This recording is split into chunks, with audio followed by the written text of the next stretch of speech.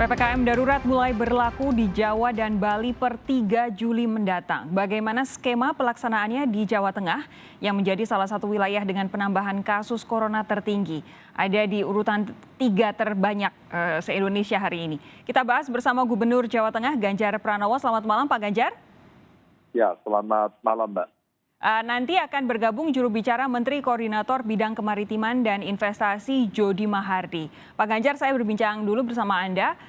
Saat ini bagaimana Jawa Tengah merespons atau bersiap untuk pemberlakuan PPKM darurat? Apa yang sudah Anda lakukan? Ya, insya Allah kita siap Mbak. Jadi 2 hari lalu saya terbitkan instruksi gubernur yang intinya melakukan pengetatan termasuk yang kita launch data berdasarkan data epidemiologis kita RT-RT yang masuk kategori zona merah dan itu ada 7.866. Maka yang kemarin saya minta agar dilakukan karantina wilayah kecil aja sih level RT sebagai terjemahan dari PPKM Mikro. Alhamdulillah meskipun belum semuanya tapi beberapa RT-RT sudah mulai dilaksanakan karantina wilayah dalam skala RT tadi. Dan saya sudah cek di beberapa tempat, kemarin saya ke Batang, tadi ke Purworejo, terus kemudian ke Bumen, kemarin mampir juga di Sukoharjo dan Solo. Rasanya teman-teman melakukan itu dengan sangat baik dari kepala daerah, dibantu TNI Polri. Maka itu bagian dari warming up kita, sambil kita ngecek Mbak posisi rumah sakit, baik bornya, terus kemudian tambahan tempat tidur, terus kemudian kondisi oksigen, yang menjadi problem dan bagaimana progres penambahannya. Jadi itu bagian dari tindakan-tindakan yang kita persiapkan termasuk kalau kemarin data kami ada 25 kurang lebih kabupaten kota zona merah, maka ini sekarang menjadi pertimbangan. Apakah kemudian pada leveling yang sekarang diberikan oleh pemerintah pusat itu kita akan ikuti itu.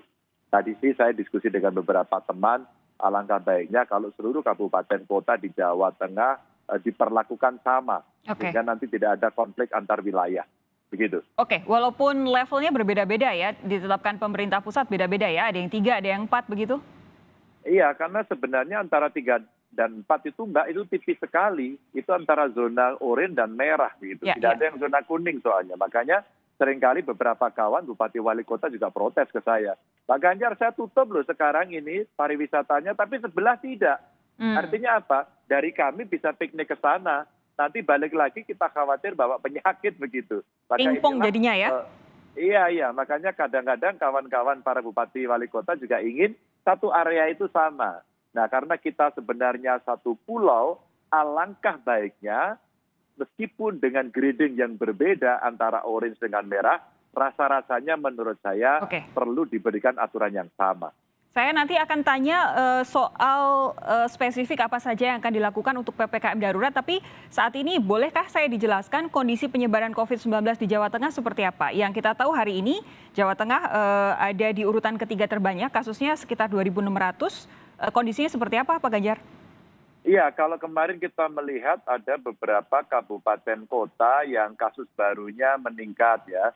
Kemarin ya setelah Kudus, Kendal ya, terus kemudian Kebumen, Sragen, ini kemarin bolak-balik memberikan sumbangan-sumbangan peningkatan. Jadi beberapa yang kita catat seperti tadi yang saya datangi Kebumen sama beberapa waktu lalu Kendal, karena ini 2 kabupaten yang juga mengalami peningkatan. Maka dari itulah, dari instruksi gubernur kemarin dan kita terjemahkan dari instruksi Mendagri, kita coba cek Mbak, minimal di kota Semarang umpama. Kemarin kita lakukan checking apakah jam 8 malam sudah pada tutup atau belum. Dan ini bagian-bagian yang pendisiplinan atau operasi-operasi justisi yang mesti kita lakukan. Itu gambaran secara kualitatif yang ada di sekitar Jawa Tengah, Mbak. Tanggal 3 Juli terlalu lama, terlalu dekat atau bagaimana Pak Ganjar? Kalau dari sosialisasi terlalu dekat ya, terlalu dekat. Maka harapan kita malam ini mudah-mudahan instruksi Mendagri sudah muncul karena pemanasan ini perlu kita lakukan. Terima kasih Kompas memberikan informasi lebih dini sehingga setidaknya para pemirsa bisa nonton hari ini bahwa tanggal 3 kita mesti prokes ya, 5M-nya kita perketat. Nggak usah panik ya, sudah ada ketentuannya, tempat-tempat yang memang tidak ya perlu mendapatkan perhatian lebih lah. Umpama kayak mall kita istirahat sebentar, terus kemudian ibadah di rumah dulu, terus kemudian tempat wisata tutup dulu sementara. Itu penting untuk publik bisa tahu, sehingga nanti kita bareng-bareng bisa punya rampak barisan yang sama untuk mendukung ini. Baik, saya juga saat ini sudah bersama juru bicara Menteri Koordinator Bidang Kemaritiman dan Investasi, Jody Mahardi. Bung Jody, selamat malam.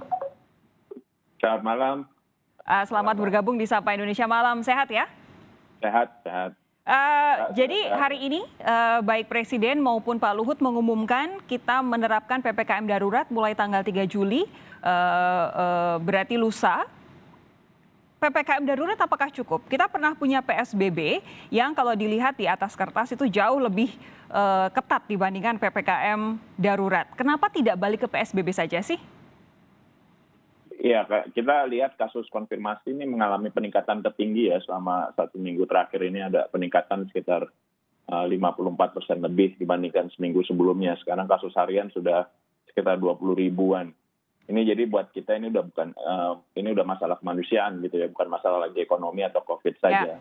Dan ini memang kebijakan yang telah kita ambil berdasarkan juga masukan dari berbagai asosiasi profesi kedokteran gitu. Dan kalau kita bicara soal dengan PSBB ya sekarang memang ada lebih banyak pengetatan ya, antara lain untuk sektor-sektor non esensial kita terapkan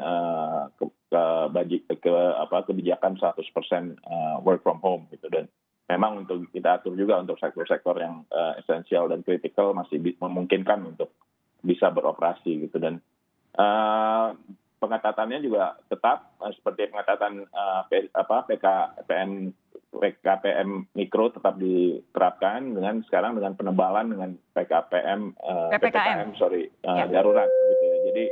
Jadi sebenarnya ini PPKM darurat ini memperkuat apa yang sudah berjalan selama ini dalam PPKM mikro. Tapi memang kita merasakan kebutuhan yang untuk segera bisa menekan penyebaran kasus gitu ya, karena ini akibatnya kan pada tekanan pada pelayanan kesehatan, rumah sakit, pusat isolasi. Tekanan terhadap pelayanan kesehatan luar biasa. Kita sudah lihat di berbagai daerah sampai antre pasien hanya untuk mendapatkan perawatan yang paling basic ketika dia terkena COVID-19. Anda tadi juga sudah menyebutkan ini soal kemanusiaan. Hari ini saja, harga hari ini saja adalah 500 nyawa warga negara Indonesia. Kenapa berhenti di PPKM Mikro? Kenapa tidak lebih ketat? Kenapa tidak langsung lockdown sekalian yang jauh lebih ketat dibandingkan apa yang kita punya saat ini? Ya, kita kan juga harus mencari keseimbangan gitu, Mbak ya. Jadi memang kegiatan-kegiatan ekonomi pun nggak bisa semuanya harus kita hentikan. Kita berusaha mencari keseimbangan dan ini akan kita evaluasi gitu dalam waktu nanti setelah tanggal 20 Juli ya, kita akan lihat apakah nanti akan ada relaksasi aktivitas yang bisa kita terapkan. Oke, tadi saya dengar ketika konferensi pers bersama 3 menteri, Pak Luhut, Pak Tito, dan juga Pak Budi Gunadi Sadikin, Pak Menkes sempat bilang bahwa akan meningkatkan jumlah tracing. Ketika di daerah yang merah, kalau WHO kan batasannya 1/1000 jumlah testing begitu ya, itu batas minimal. Akan dinaikkan di zona merah menjadi 15/1000, artinya tambahan 15 kali lipat seharusnya. Kita sanggup karena selama ini setahu saya testing PCR kita mentok di angka 50.000 terus, Bung Jody. Iya, kalau itu mungkin Menteri Kesehatan lebih bisa memberikan update yang lebih akurat. Tapi memang target jumlah tes kita berdasarkan positivity rate mingguan itu kalau kurang dari 5% positivity rate itu kita jumlah tes tuh harus 1 paling nggak per 1.000 penduduk gitu. Dan kalau di antara 5% sampai 15% kita harus 5 per 1.000 penduduk. Jadi memang testing perlu terus ditingkatkan sampai positivity rate kurang dari 10% gitu. Oke, jadi dalam beberapa hari ini kita akan lihat jumlah testing akan naik secara signifikan ya, terutama di zona merah ya? Iya. Oke, lalu tadi disampaikan bahwa akan ada sanksi bagi kepala daerah yang tidak patuh pada PPKM darurat. Seperti apa sih bentuk ketidakpatuhan yang nantinya bisa dijadikan sanksi? Ya, mungkin konsistensi dalam ini, Mbak, dalam nanti menindak aktivitas yang berpotensi untuk menyebarkan kasus COVID ini gitu. Jadi ketegasan para kepala daerah dalam menerapkan kebijakannya dan me-enforce pengawasan itu akan menjadi salah satu acuan dari kita. Yang jadi pertanyaan adalah selama ini pemerintah menggunakan PPKM Mikro dasarnya adalah salah satu landasannya adalah karena setiap daerah berbeda. Cara penanganannya pun harus berbeda karena masyarakatnya juga sifatnya dan tradisinya berbeda. Tapi kenapa kemudian jadi ada sanksi ketika tidak mengikuti aturan yang sama?